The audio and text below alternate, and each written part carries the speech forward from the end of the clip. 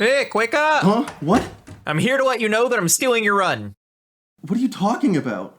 The run! I'm stealing your run! Spuddy, how did you get in here? How do you know where I live? And what run? The run! Come on, keep up! Playing Borderlands 2 with only your feet? No, the other run. Are you even listening? How about you just tell me which run? The Gearless Axton, but like with only turrets. Spuddy, I agreed to you doing that like a month ago. Oh. Well, then I'm sorry about your front door.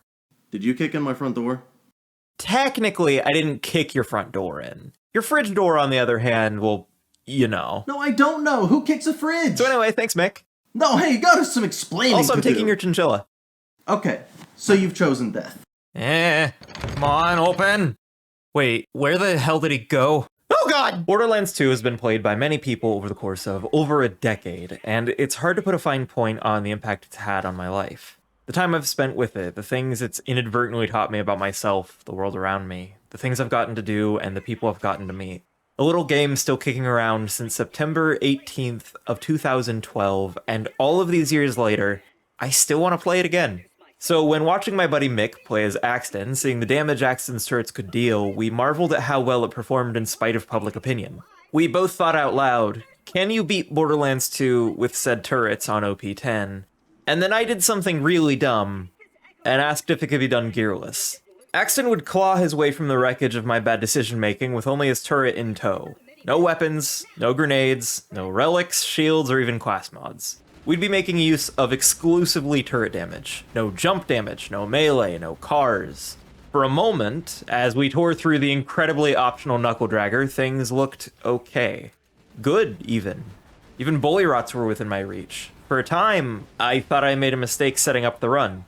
I set out to prove some things, one of the most important being Axton is really strong. Even I was surprised, though, by just how well they were doing. His turrets are really strong. I can't count the number of times I've heard about how they don't do enough damage, and this run was hellish in nature, but please, I need you to remember that for every step of the way, we're talking about the hardest difficulty in the game. Nothing but him to support everything. A difficulty that I constantly hear is too hard, requires perfect builds and gear to surmount, and we're using the worst version of Axton's turret to do it.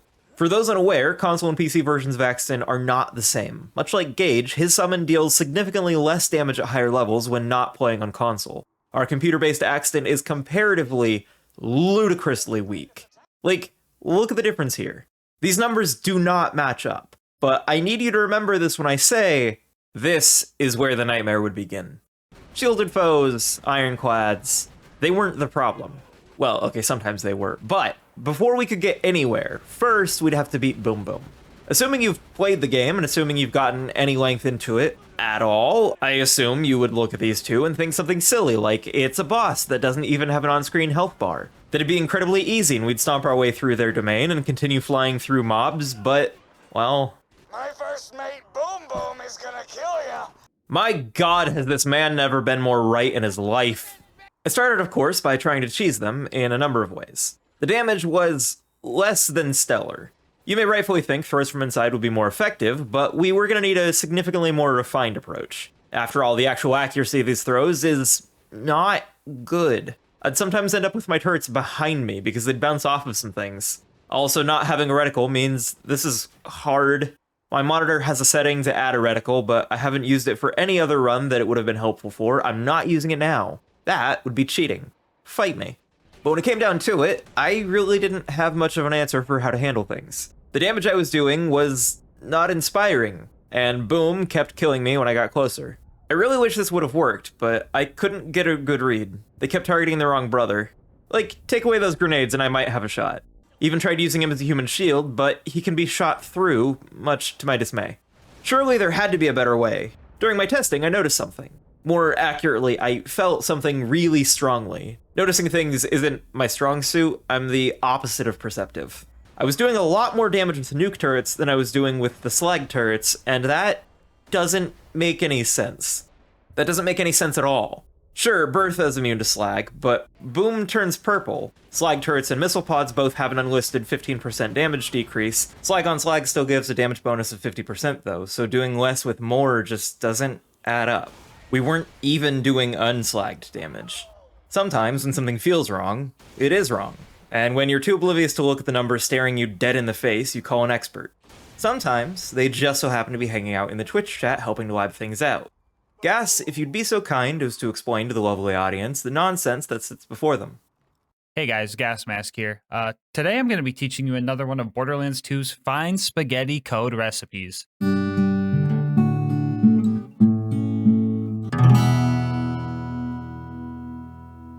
So, some of the numbers you're looking at can be explained away by the fact that while Boom is sitting on Bertha, Bertha is sitting on about a 50% damage resistance to slag. But this isn't a 50% difference we're seeing here. No, the difference we're seeing is like night and day. But our issue is that the build that should have been the clear winner is clearly not winning.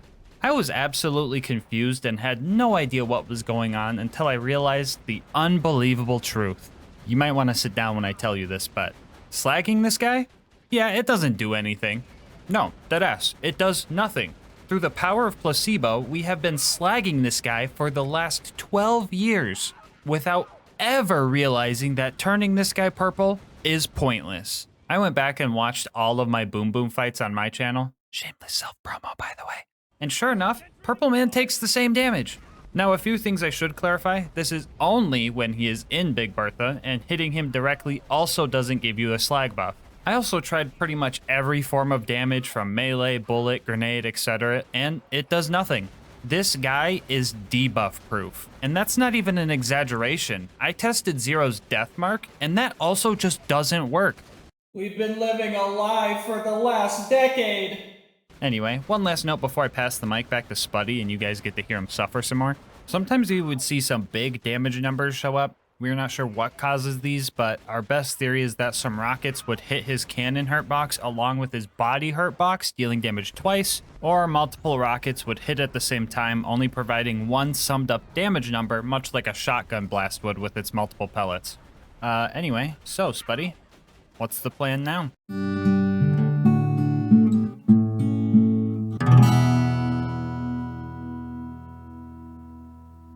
Well, I knew Boom was going to be an issue before, but now, also courtesy of Gas, we had a strategy in mind.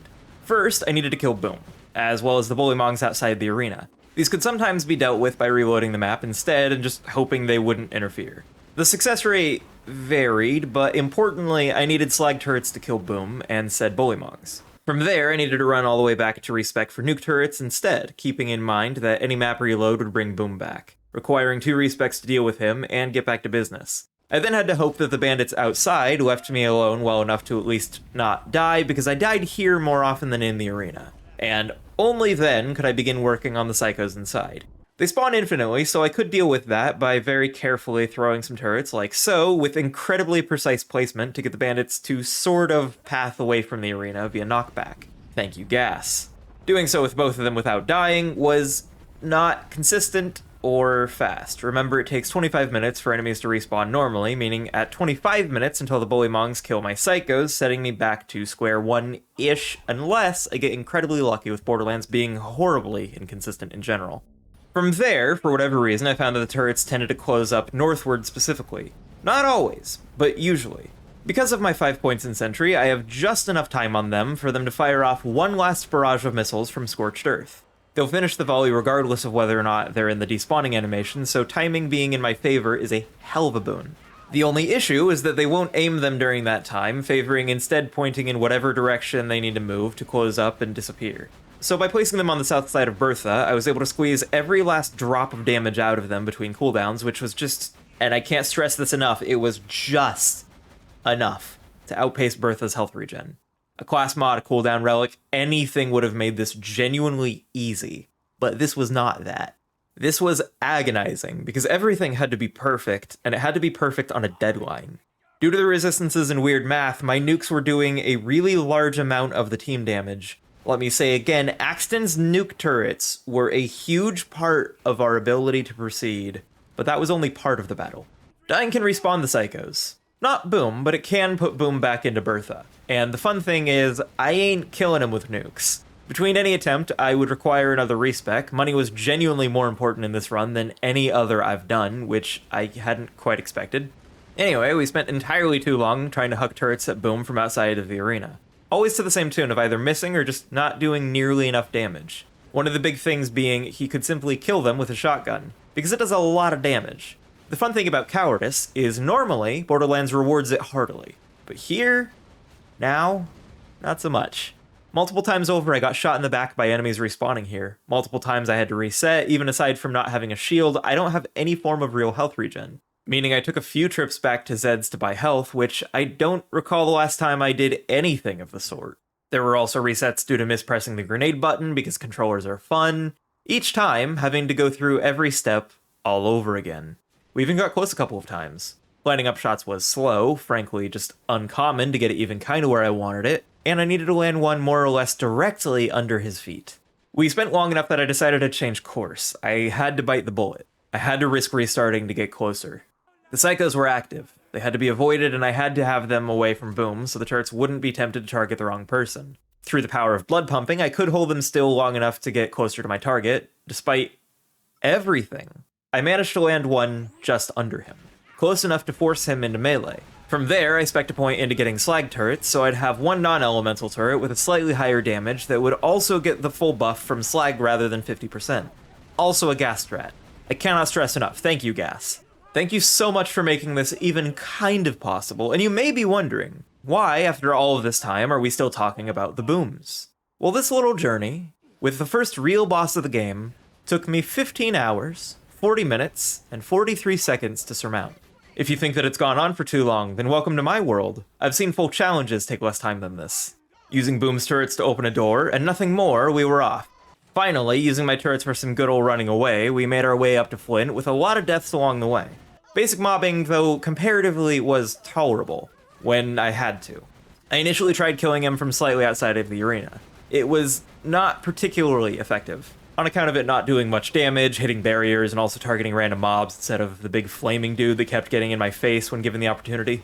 I did run all the way back to respec for one simple reason. Flint is really easy to knock outside of his arena. The plan. Simple. I already know the water won't damage him like it does Vault Hunters, but we can push him outward into... Flint, that's cheating and you know it. He can not only just fly back into the map, but into the environment where he won't be able to move. I did accidentally bounce on him, dealing 1 damage and forcing a reset of the map though, so I guess I can't hold cheating too hard against him. It was getting late anyway, which is to say that the stream had already gone on for this amount of time. So it was probably time to sleep. So we try again the next stream, starting strong. If we ignore the fact that it didn't, pushing him out into... God damn it, Flint, can you just cooperate for me? After a while, we managed to get him to a different side of the arena, and a pretty long way away from land. You'd be shocked by how far you can push him, the plan of course being to just knock him off the edge of the world or into a death wall, whichever would come first. Oh, hang on, Gas just sent me something. What the hell is this? Why is the world so large? I can't throw turrets that far. This is ridiculous. Plan C sucks. Which is honestly a shame because the pun is hilarious. Well, what do you propose I do now? Hang on, I just got something else. Oh, I see. You have a gun, grenades, you have a shield, and you think you can walk all over Flint. Pretending it's the same, like we're living in the same world, Gas. Like the difficulty is even comparable. Do you think for a moment that, wow, that was easy? Gas, you're a genius. Turns out putting the turrets on the beam under him along the side to disable his movement and also shoot him is really effective. And I was overthinking that so badly. I spent so long on flailing for nothing. So basically, this is your invitation to go watch a more professional runner. I mean, I'm here, but apparently I don't know what I'm doing. What I do know is that retrieving the ability to drive is easy. But in cars are a lot of gears, thus using them when not mandatory would be strictly banned. And no, we're not thinking about what may or may not be in the turrets. Shush. Anyway, Axton has a neat skill called Onslaught. With 5 points, it gives me an additional 60% movement speed on kill. By simply getting a kill, I could then jump the gap without any need of a car. Just needed some really particular angling to get it done. The rest could be settled by mostly running, and also sometimes abusing blood pumping. Also, when you accidentally bounce on an enemy later, forcing a map reset, you can throw down a turret, start throwing your next one, pick up the first mid-animation, and when the second one lands, you'll get a kill skill activation. Also, fun fact, this can and will cause the second turret thrown to deal self-damage if you happen to have nukes spec'd. I'll give you one guess as to how I figured out that second part. Anyway, we left to help a man who was frankly better equipped than I'd ever be. It did turn out, though, he really wasn't cut out for a run like this. Can't blame him, nor can I help him any further. Sleep tight, Reese. Borderlands 4 will be out before you know it. I will say, though, dying to something dumb and having to slowly walk back across the map to knowing me, die again, it doesn't feel good. And to everyone who watched this done live, I'm sorry, but it had to be done. Luckily, after too long, we were able to finalize the recruitment of one of the weakest Crimson Raiders I've ever had the pleasure to control. It is a little surreal to not have a solid answer as to which one is genuinely the weakest. This one's up there, but recency bias is strong and I am human. Ish, at least. When dropping by to go visit Lilith, you'd be amazed by just how effective jumping and running is, slipping by an incredible amount of enemies. Also, Grit did a lot of hard carrying for the run. It gives a chance to not only not die to things, but also to heal from the lethal damage. Only a chance, but it can do it so many times, as long as RNG allows. While that run-up took multiple tries, this jump did not. We're back in business. Lilith, I'm gonna need you to do better than carry your weight. I'm gonna need you to carry mine. Luckily, the turrets can do more than the bulk of it, because she really doesn't provide much assistance in mobbing. H-Bomber Guy is a YouTuber with a famous joke about force, so dealing with the cars was a bit of a pain. The killing them part was fine, but the surviving was significantly less so. Which, one interferes with the other, often resulting in me throwing a turret down, then going down, so I would more or less be forced to simply respawn and eat the delayed cooldown. One turret simply was not going to do it. While I spent a lot of time walking due to not being able to drive cars, cars are at least pushable via turrets. The horn is a necessary evil, but the gas pedal is not. Speaking of shoving things around, though, you'll never guess how we handled the strong, dangerous, and also heavily shielded enemy. As long as you guessed it was unrelated to that last clip. If you guessed that it was related, then you've got a pretty good shot. Unlike Badma. He's dead. Now, if you'd believe it, the Bloodshot Stronghold had more shield nomads. A lot of them. Initially, this was horrifying. In practice, at certain angles, and of course respect back into our damage setup, this was doable. Genuinely doable. I shouldn't be allowed to do this. The game should have absolutely stopped me by now, but even these nomads will fall to the might of just my action skill. The one that allegedly does bad damage. I could still be using a gun and grenades right now. I don't think the community and I are using the same definition of bad. These things are amazing. You know what was harder? The lack of shield. I was struggling a lot to get near enemies, and near them, especially here, is important. If you've ever had the misfortune of seeing me play live, you know my aim is bad without these restrictions. And why does nobody talk about how these turrets have a mind of their own in terms of placement? When I finally managed to slip by long enough to get an angle on, and subsequently clear out the top layer of enemies, I was really careful to make sure the last kill would leave me placed right next to Mad Mike's door. Because I'm not fighting him, you can't make me. It ain't happening, at least in the foreseeable future. To cut a fairly long story short, the rest of Bloodshot was painful, but we were progressing. It was either really slowly chipping away at mobs to make running through easier, or running through. Also, our luck with enemy spawns was piss poor, so we got a lot of enemies that were really hard to kill, good at killing me, and some that liked wandering in from side areas with the express purpose of making me sad. Joke's on them, I don't need any help with that, I have depression. Life is hard sometimes. Hell of a job fighting through those bloodshots. Roland, you have no idea. Frankly, without repeating myself a whole hell of a lot, neither will the general audience, and for that, I'm sorry. But also, I don't want to bore you with how long this took. Hey Spud! Spuddy! Person of the potato variety. The ramparts aren't as infamous as the stronghold, but they sure do have a lot of mobs. You've said that progress is slow while mobbing, but doable. How slow is it?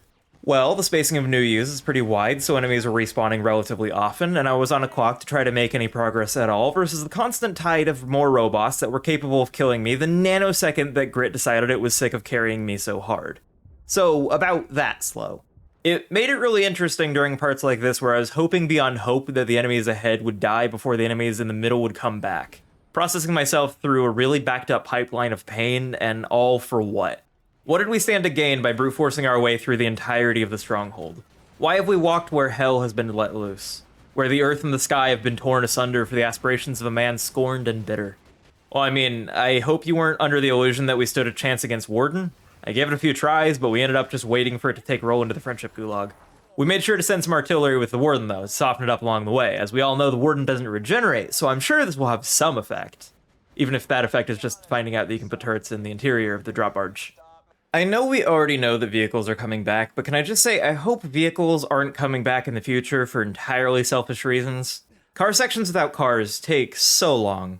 Now, we could talk about how there are too many enemies here to handle well. We could talk about how the turrets shooting even from approximately behind the warden seem to reflect off the reflector shield and destroy themselves almost immediately. We could talk about how to disable that, you can stand closer, but it gets you into range of foes that can and will kill us given the chance. And we can't afford that chance, especially given that even getting into range requires clearing out relatively massive swaths of mobs that will respawn at the rate we're going. We could also talk about how it seemingly always spawns the worst possible loaders at any given moment. There are many discussions we could have. What if instead, though, we were going to have a little chat about how the warden seems really reluctant to spawn new enemies in? If you're back here behind these crates, and your turrets have a really nice angle on the enemies, it does pull by throwing them up here. So you can really easily pick off everything defending said warden before popping out to throw down some damage that will more likely do plenty to hurt the warden's unhealing health and going back into safety. Just gotta loop it until it goes down, because I respect strategies that are more than waterproof. I want bulletproof. Just don't forget to boop the Vault Hunter symbol for some extra luck. We can use all the help we can get. With that against all odds no longer being a concern though, we did still need to run back. I don't much care for the dust. It's coarse and rough and I keep getting shot. It's mostly the last one, to be honest. Welcome home, Roland. Please stop getting kidnapped. Bright side of things, nuke turrets are great for applying fire. Dark side, traveling back and forth to respec all the time is really bothersome. Also, I did multiple times get all the way to my objective and just die. It is annoying, but there's also a numbness that comes with it, like, this might as well happen. Why not run all the way across the map again just to talk to Tina?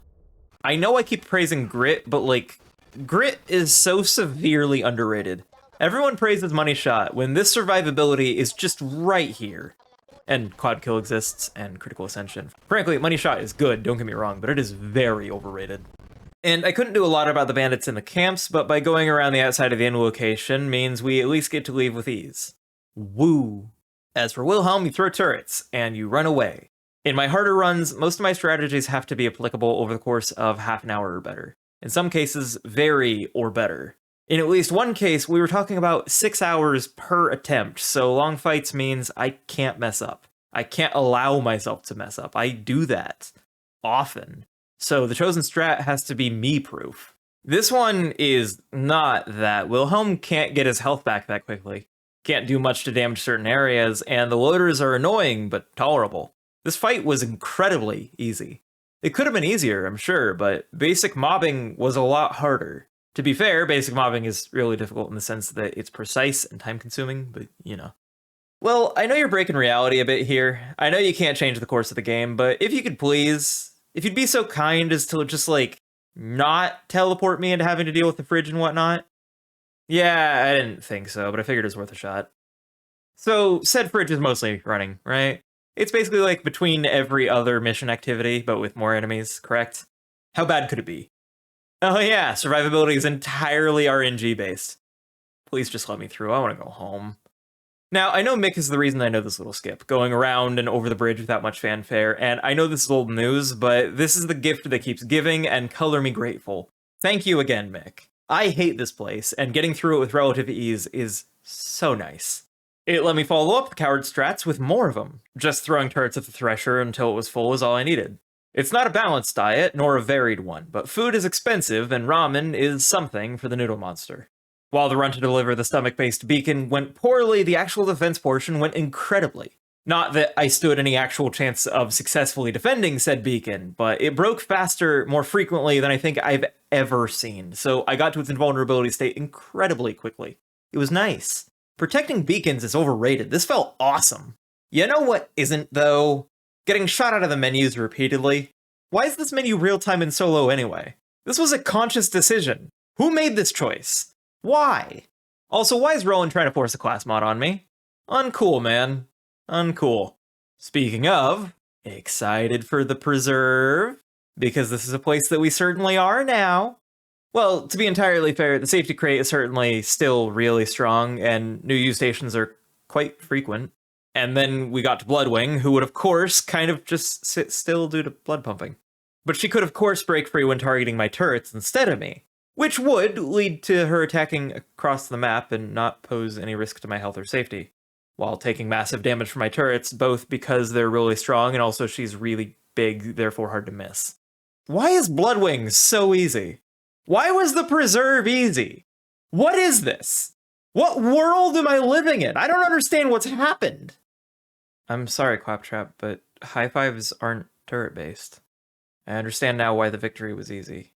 Why the world would grant me a kindness. To dash my hopes against the rocks like a wayward sailor coming home, so near to the shore, so close to salvation, but so far. So far. I left to handle my feelings through conflict. Emotions and bullets were flying, and in the midst of it, I happened upon a thing. I don't think I tend to get lucky gear, granted there are exceptions, and while I of course can't use it, I happened upon this. Some more weapon part-minded people might be able to confirm or deny, but as far as I'm aware, I got at least a nearly perfect skull masher from a chest drop. Which I'm at least fairly sure is neat. I don't know. I don't think I've ever actually shot a skull masher, but I hear it's good. Unlike the rest of the initiation. I was dying inside, I was dying outside, the Goliaths weren't working with me. It took longer than it should have for me to remember the back of the arena as your one-stop shop for absolutely breaking AI pathing. Is it safe? No. Is it safer? Absolutely, because this isn't one life. And the answer to the question you just asked is probably no. And Brick was set on handling things with just a touch of help. I was well on my way to having Brick come to Sanctuary and ending out the second day of streaming. How's that time looking? Yeah, that seems like a reasonable duration. Good job, me. Opportunity was, of course, filled with death. Pretty much everywhere was, with some, of course, being more dignified than others. Jack's body double is prone to breaking, though, so after doing a lot of health damage, watching him run, then damaging him to get him to come back here, then clearing out a lot of enemies, we had some time alone for him to reconsider his current living situation. He wasn't getting a choice in it, but I wanted him to be part of the conversation. You know, like a corporation. Why they ask what you want and then tell you what you're getting, I have no idea. Just skip the first step if you really don't care. Before long, and in only a couple of tries to interact with the terminal, I had the voice modulator I needed, and with a lot of time, I also had the capsules of money in the form of guns that I needed for respecs. Thus would begin a deluge of horrors. If you thought 15 hours of booms was bad, it was. I don't know why you'd think differently. But also bad were the events that I'd be suffering through now. Remember how I talked about enemies progressively spawning? You know what makes that problem significantly worse? An enemy that's really hard to kill that does the same thing. Among other issues, I have no idea what causes the constructor here to respawn, but sometimes it'll despawn when I die, thus repositioning when I go back. But again, sometimes. No idea the rhyme or reason. The ideal positioning is, of course, facing the door, because the hiding places like the stairs and the pipe tend to only work with some reliable means of, living. There is a neat trick that I learned from Mick, who learned it from Gas, because that's how knowledge is shared, where if your second turret is destroyed, you can throw out another to replace it as many times as you'd like, as long as you still have duration left. This was useful mostly never, but it's cool. Also doesn't work if the first one is busted. I was really hoping it would help here, but it didn't. To make it a bit more brief, there's this thing called throwing turrets really, really far, a lot of times after clearing out a relatively small number of foes. Fast? No. Glamorous? No. Effective? Also no, but it's the best that I've got. It did require the constructor to actually be present, but regardless, immediately after, I did also bounce upon an enemy's head, thus resetting the map. Lucky for me, the doors remained open and I ran for my life because, nah thanks. You may of course expect the next hurdle, and it's not the one you'd expect, but it is one you would. These turrets, super easy. Their health regen may be ridiculous, but their max health is rather low. And if that wasn't enough, the rocket pods can hit the turrets. Direct explosive damage in addition to blast radius, or whatnot. There is of course the far more likely scenario that turrets respect turrets and simply choose to be vulnerable. Definitely the same reason the nuke turrets can hit them. Nothing to do with the nuke AoEs hitting through walls in a massive radius. Nothing whatsoever. Now, you remember the last hurdle? What if we just did that again, but it was worse in every conceivable way? So much worse. Harder to kill enemies, slower to kill, meaning I did have them coming back in slow waves to attack me, while I was generally a mix of unprepared and underarmed to handle the situation. The way to deal with it was trying to catch enemies while they're spawning. Their big, scary walk out the door leaves them unable to shoot me long enough to maybe slip by. From there, it's more or less luck of the draw. What enemy spawned in? Where are they when you're running? You are more or less at the whims of fate, and standing outside of the doors really isn't an option. Pushing up to a safe point is very necessary, and while killing the constructor isn't that bad once I get up here, the constructor wasn't the issue. Or I mean, not the whole issue. To get the doors open, the constructor and everything it built needs to be dead, and of course, I still have to get through said door, which was proving agonizing. It took so long, so many attempts, that we didn't reload the map, but we had to destroy another constructor. After entirely too long and a lot of frustration, we were able to get through, but things were only beginning. Like, hey, what if the turrets refuse to target the turrets because turrets respect turrets? While getting near to them is hard enough, proximity also means nothing to them. I'm not an expert in games beyond my experience playing them, but I know enough to know the different enemies will often have different threat weights to dictate who's targeting and when. Generally, proximity seems like the largest deciding factor. In the case of the turrets, proximity to where they're already aiming is huge. More on that later, but in so many words, how they choose their targets is complicated, and I think the devs absolutely messed up here.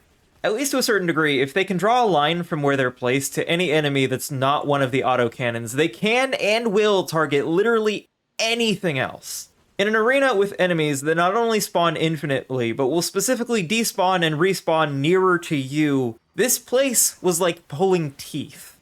It's so genuinely frustrating knowing the thing stopping you from progressing is shoddy code. This is the only instance in the entire game that I experienced where the AI just stopped functioning. They would ignore anything and everything I'd ask of them to try killing an angelic loader near across the map because I don't know. There are two methodologies to employ here. Either get really lucky or throw the turrets from as far away as I can while dealing with the lack of reticle while trying to keep distance. Running away is often a powerful tool, but it's especially helpful here, with them again spawning infinitely specifically to follow me. This may not be the preserve, but there do be a lot of stalkers.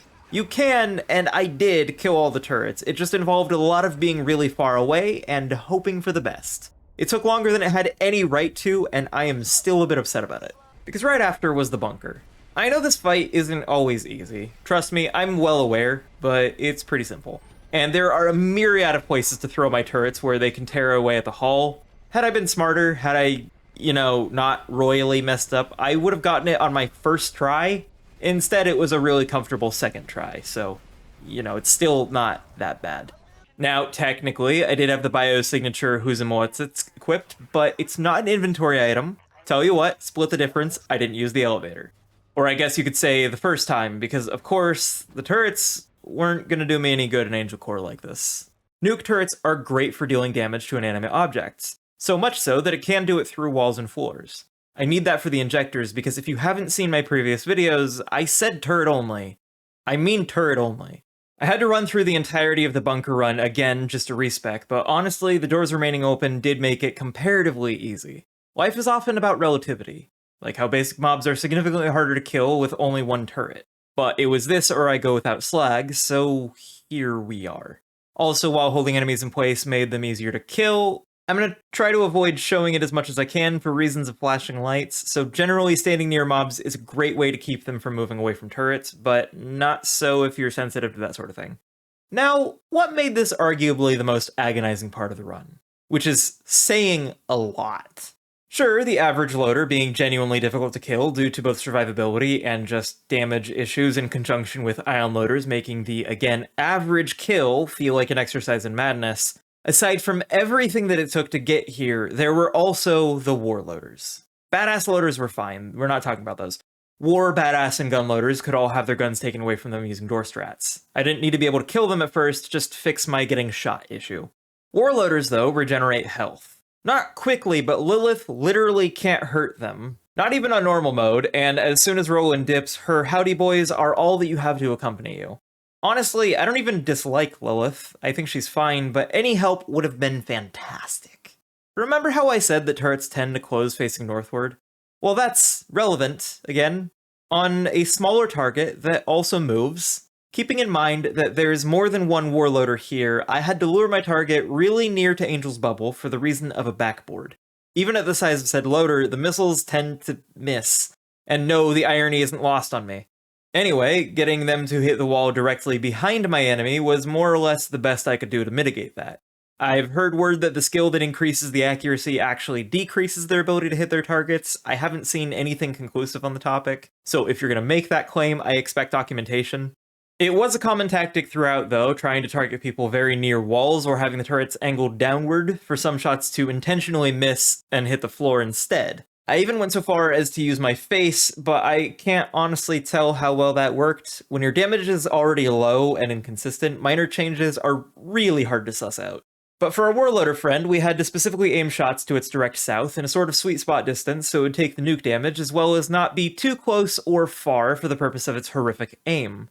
The geometry around Angel is so messed up that it can and did frequently get lodged in the floor, unable to actually attack the basic mob. All the while, it was regenerating.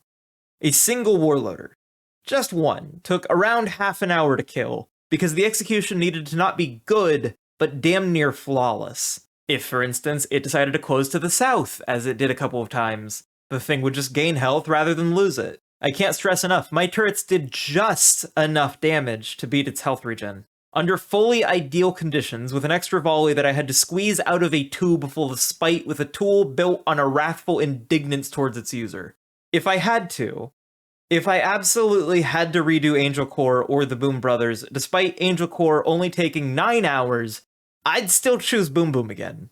I could undo multiple minutes of progress by just placing my turret a little too far to the left, too far forward or back, by letting the loader move just a little too much in any given direction. There were so many moving parts, and I had so little control of all of them, all the while being two-shottable. Even the floor vents were a credible threat, while Angel kept telling me about the new ammo she got in despite me desperately needing health. Also, the wall that deflects bullets in front of her doesn't always do that at certain angles, and you can be shot to death through it. All of this is to say, I did not find this place pleasant. Alright, Roland, it may have taken far too long, but we're done here. Let's you, Lil, and I head out, and... No! The turret betrayed us! With Roland having failed his Gearless run for dying as a result of the lack of shield, I had to move on without him. You may be asking, though, I've died, and while this is technically true, I pulled the far more powerful strat of not staying that way, and also he used the gun multiple times over. So, I guess that leaves me as the default best turret wielder. We'd end out the day of running and a complete lack of gunning, realistically mostly Angel Core, by raining hellfire on some ambush commanders, using some weird angles to abuse the fact that shields only help from one direction at a time. And at least the stream was shorter than the last, so slightly more reasonable. It's always nice to get some help from the locals and running past all that threatens me. Sure, it's not going to last forever, but I'll take whatever solace I can get. Now, I'm not saying I've forgiven the turrets for betraying Roland, but they did take a lot faster to destroying some of their own. I'm not sure if it's a positive development for how bloodthirsty they're getting, but it's great for my progress. After a lot more both death and killing under my belt to clear the way, I'm not sure if the turrets can actually target Boombringer. I wasn't going to give them a chance. I figured worst case, it'd try to target something else and miss, like they've been doing a lot anyway. I did not consider them just refusing to target things, which would have been the true worst case. Luckily, didn't need to. But as I'm writing this, I shudder to imagine having to get through here with nuke turrets in tow. Of course, we'd yet to truly begin the issue with Sawtooth Cauldron. Though I took many deaths to get to this elevator, it'd be far from my only climb. Far from my last. And an ascension devoid of concepts like hope or a plan. This would be the greatest success we'd receive without fighting tooth and nail for every step. Badass buzzards don't regenerate health, so we could slowly chip away at them over time. Easy, except they're rare. Really rare. We managed to find a total of 2. Normal buzzards are just too good at dodging rounds for large spans of time, slowly burning out the duration of my turrets while ultimately rendering them useless. We did briefly try nukes. No. The enemy engagement animation that they do, where they path in a wide circle before actually sort of fighting, is a long way of saying no.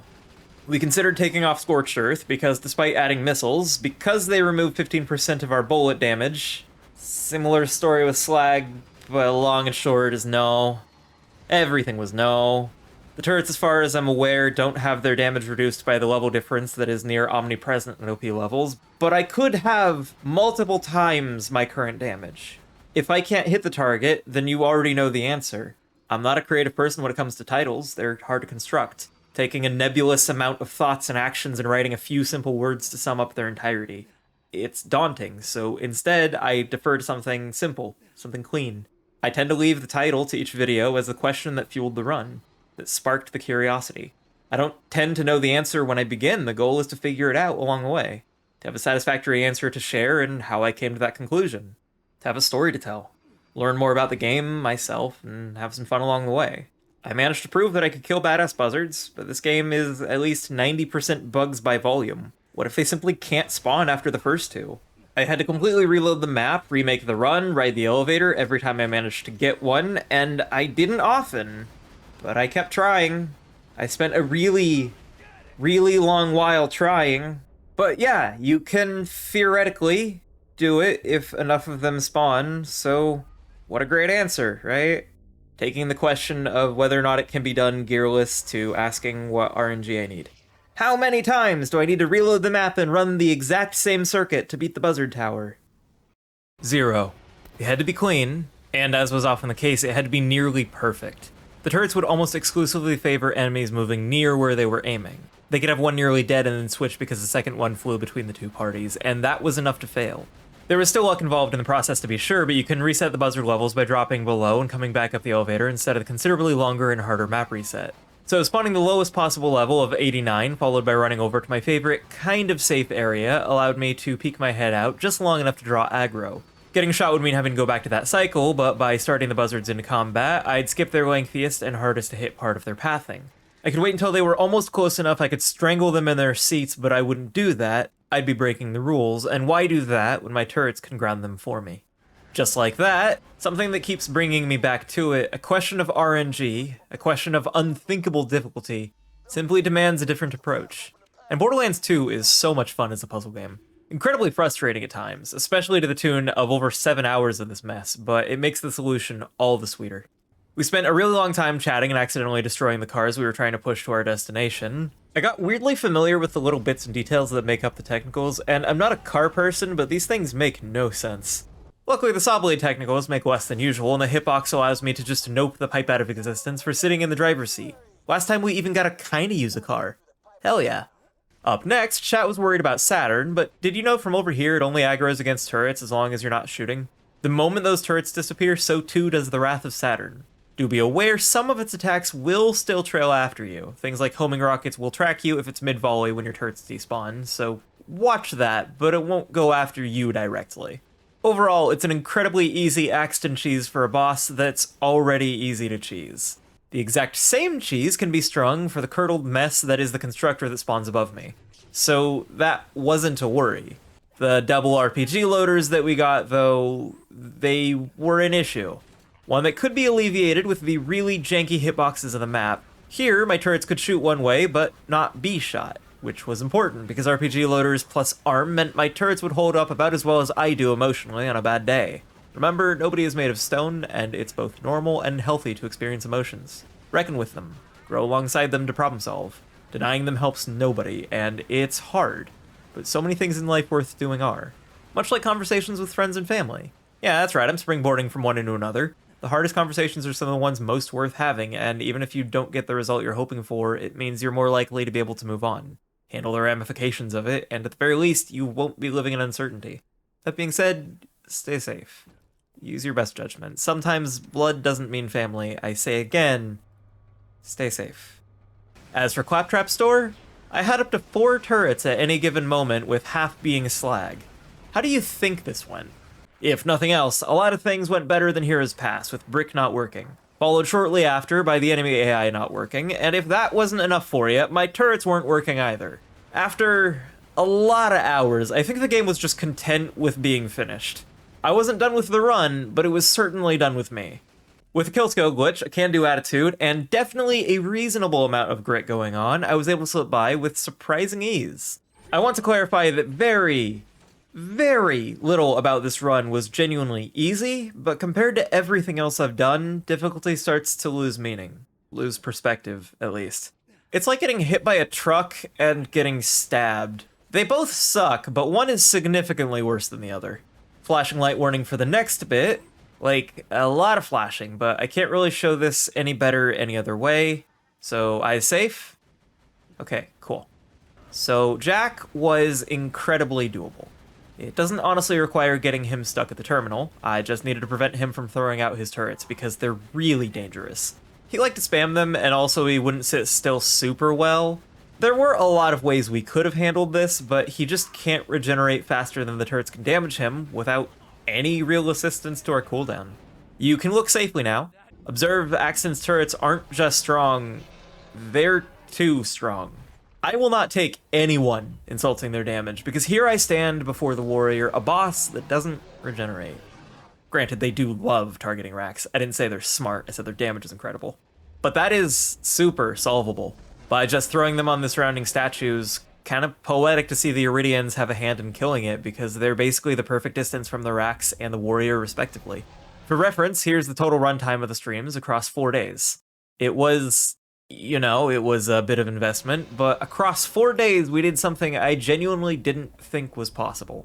OP10 not only gearless, but with only turrets. No melee for convenience, no grenades for repositioning, just turrets. The worst version of them on the hardest difficulty available, but while the warrior slowly goes down, I wanted to take a moment to say thank you. Doing things a little out of order here, a little unconventional. I know it's probably scary, but I mean, thank you to both Gas and Mick, who took time out of their days to make this whole thing happen. I don't feel like I deserve their time, but they gave it to me because they're cool like that. Thank you for being here to watch the nonsense that I do, listen to the nonsense that I spew. End of the year felt like a good time to be a bit more open and direct, saying that these genuinely are really hard. YouTube is more or less a system that feeds burnout faster than you can shovel your heart and soul into it. The hours that I put in are long, and the whole process is hard. But here you are. And it's difficult to put into words just how badly I want to uphold my end of that. I want to make stuff, do dumb things to offer up. I still struggle with my own mental health, but having this as an outlet has done wonders for me. Probably helped uncover some other issues, but it's a process. And I don't like bringing up money, because who really does, but thanks to you, thanks to the generous donations on Twitch, YouTube, and the folks who put up with the incredibly occasional sponsory sort of deal, I have a bed now. People were willing to suffer through enough of my dumb jokes that I was able to afford to sleep in a bed for the first time in years during this run, and it's just a mattress on the floor, but it's my mattress on the floor. And I couldn't afford that without you. I don't tend to be a festive person, but it feels right to stop and say it. I'm so fucking grateful for what you've given me. And I haven't even the slightest idea of how I can show it, so for what it's worth, I swear I'm trying my best. I don't always want to take up your time with this, and I'm probably going to butcher all of these because I'm horrible with languages, but I'd really like to thank Alaskan Beard, Alex, Arachne, Arestiel, a rose by any other name and all that, Arachnid11, Ari, if you're listening, drink some water, Azrael Hypo, who just lost the game, Alaskan Beard, but on Twitch, a far more powerful Arachne, Broken Shadow Bob, Changeling Miz, Christian Days, Cryptid Ness, Decog, Dagger, Danimal, Drac, Eli Wana,